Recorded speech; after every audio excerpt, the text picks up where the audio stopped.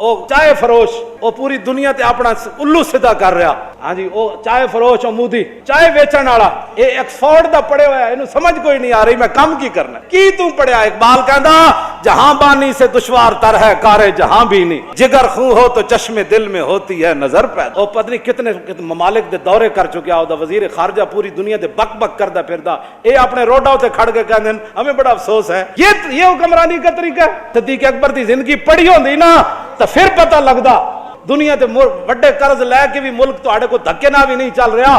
صدیق اکبر جب حضور دنیا تو گئے تشریف لے گئے ظاہری دنیا تو دو مردہ نے اعلان کر دیتا, ایک عورت نے اعلان کر دیتا میں بھی نبی ہاں. ادھر جناب کیسر و کسرا دیاں فوجاں کھڑی ہوئیاں, ادھر اسامہ بن لشکر دے روانگی دا وقت آ گیا. خود صدیق اکبر تے حضرت عمر بھی ماتحت سن اس لشکر. حضور نے فرمایا اسامہ بن زید کی قیادت میں جائیں گے سارے. لشکر اسامہ رک گیا, حضور ظاہری دنیا سے تشریف لے گئے. لشکر اسامہ بھیجنے کی باری آ گئی. ادھر مرتدین, ادھر مانین زکات, ادھر صحابہ کے رنگ سرمے جیسے ہو گئے حضور کی جدائی میں. حضرت حسان فرماتے ہیں کہ اوقیم بعدک بالمدینہ بینہم یا لیتنی صبحت ثم الاسودی. حضور تسی ظاہری دنیا تشریف لے گئے ہو, میں ہن مدینے وچ رواں گا, صبح آن تو پہلے مینوں کوئی کالا ناگ لڑ جائے, سپ لڑ جائے, میں دنیا تو چلا جاواں.